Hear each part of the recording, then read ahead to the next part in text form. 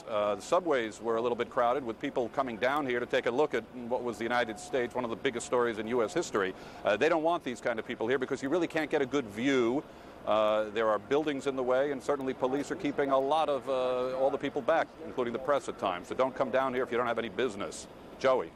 Richard, let me ask you about the scene as you've been able to see it behind you. I have read in some reports that 10,000 tons, maybe much more than that, have already been removed from the site. I'm wondering, as you look down from your rooftop vantage point, whether you see that that is making much of a dent in the huge amount of rubble that is down below you.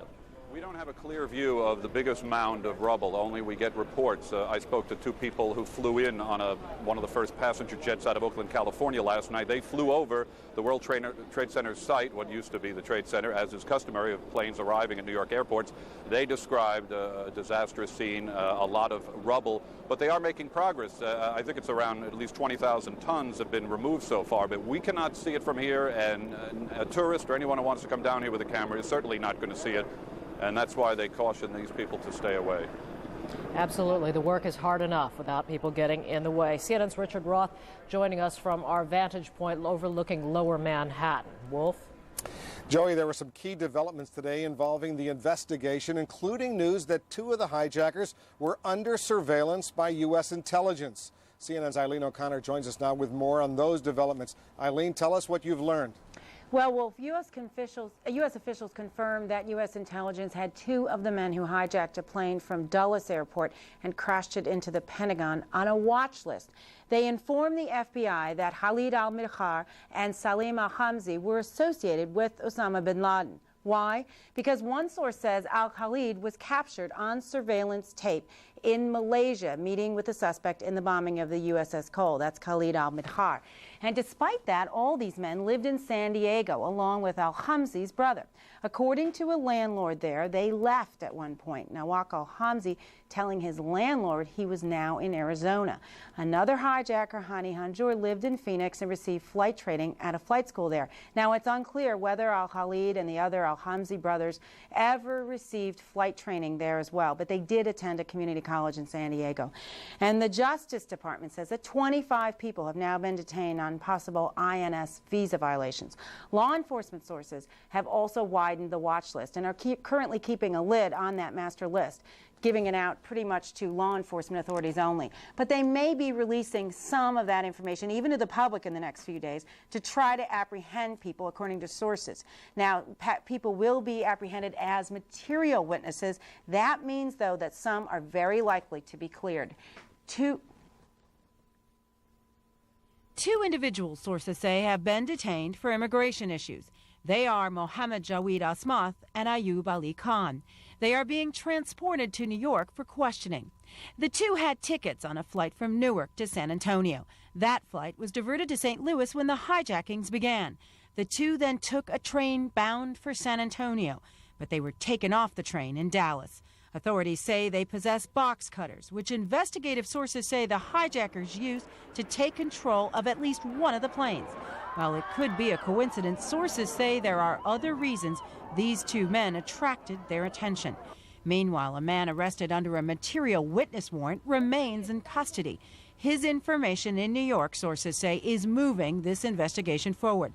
Sources say there could be two more cells or groups of terrorists still at large. Sources say dozens of material witness warrants are likely to be served in the next few days on individuals around the country. Many of these may have information, others may not. Now, also, law enforcement sources are telling us that people on this watch list that's sought by investigators, they share some common characteristics. They're looking for men or women in their early 20s of Middle Eastern citizenship, predominantly with Saudi Arabian passports, and they have no U.S. residency. They're clean-shaven with a Western appearance. They have pilot licenses or are familiar with planes, with visas designating them as students. And they're using names at times similar to the hijackers.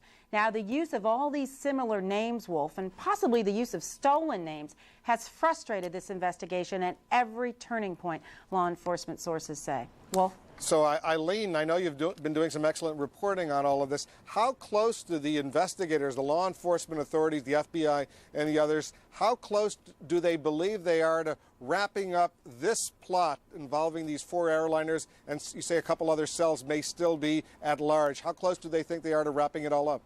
They're not close at all, Wolf. This is going to take months and years. They're reassessing all of the information about all terrorist acts going back even into the early 1980s. They're looking at links from this action to terrorist groups that were involved in actions in Beirut, in Lebanon. You remember, Wolf, the car bombing of the Marine embassy there. Also to the USS Cole, as these 2 men were associated with that attack. Also to the last attempt on the World Trade Center.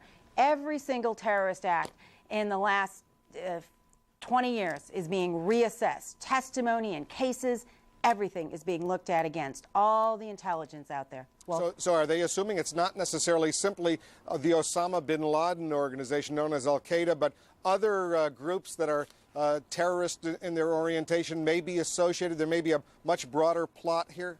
Absolutely. They're looking at what really is a confederation, if you will, of a lot of small groups. Groups that have some ties in Pakistan, the groups, of course, associated with Osama bin Laden, and also they're looking at Algerians. They're looking perhaps to even some links to Chechnya. They're also looking to links to people associated with actions out of Lebanon. This is a broad network, and this took a lot of planning and a lot of determination, and that is what is really frightening to law enforcement officials. Well, so I assume, Eileen, they're also looking at some states that may be involved in this, some governments that may be sponsoring or aiding, harboring these kinds of terror organizations. They are, and they're also going to be putting pressure on governments that have been reluctant to be involved in these investigations before to really come up with the goods and push hard on some of their individuals and citizens now. Well, so the investigation, according to Eileen O'Connor, is just beginning. Thank you very much, Eileen. Let's go back to Joey.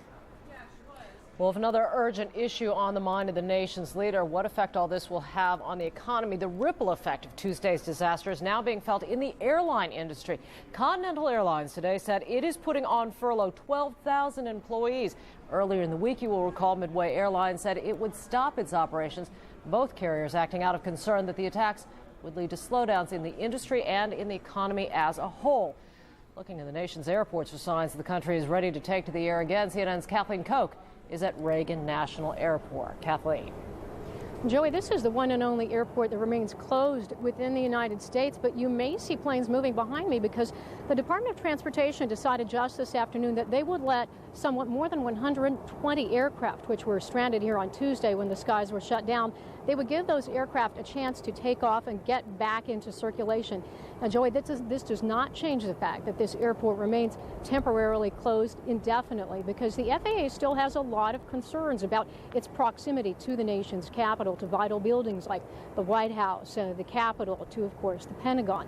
Now, as you pointed out, we are already seeing a toll being taken within the airline industry by the terrorist attacks on Tuesday. There was a press conference this afternoon where the CEO and chairman of Continental Airlines announced not only the furloughing of those 12,000 employees, but also the fact that they were going to be reducing their long-term flight schedule by 20%. And Gordon Bethune issued a plea to the federal government. I now, and we all of us, call on the President of the United States and members of our Congress to take immediate action to restore the stability of this vital industry on which our whole nation's economy heavily depends. Our industry needs direct and immediate government-sponsored liquidity and aid if we, and a vital part of our economy, are to survive.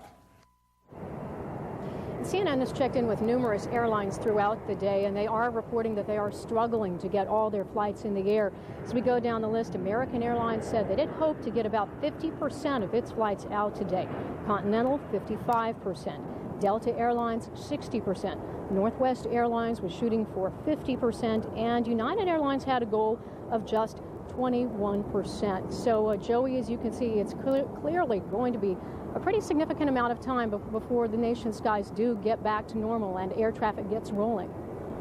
And Kathleen, in addition to the sort of security delays that we have all heard warned about that we should anticipate for anyone who is going to any airport in the United States, keeping Reagan National closed at this point, does that also contribute to the delays in that airplanes cannot land there or take off from there? That's a big chunk of the airline system that's taken out.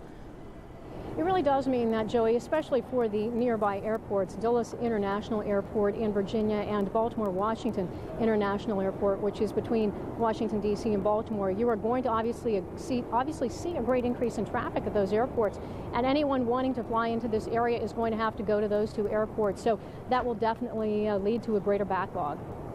CNN's Kathleen Koch out at Reagan National Airport. Also in the nation's capital, Wolf.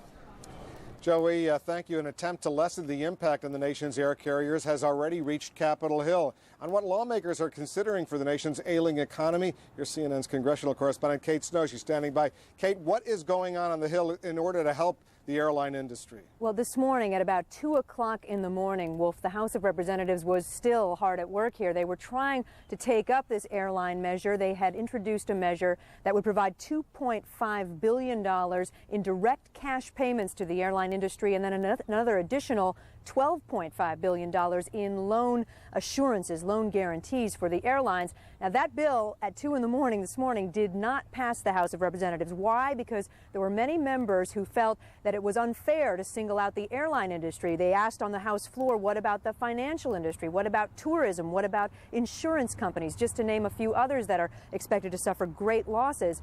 House Democratic leader Dick Gephardt said he expects they're going to take up the airline industry measure again next week. Gephardt this afternoon sat down with some of his colleagues in a rare Saturday afternoon meeting inside the Capitol. Our cameras were allowed inside for just a few moments of that meeting. They were talking about the economy more generally and about the airlines.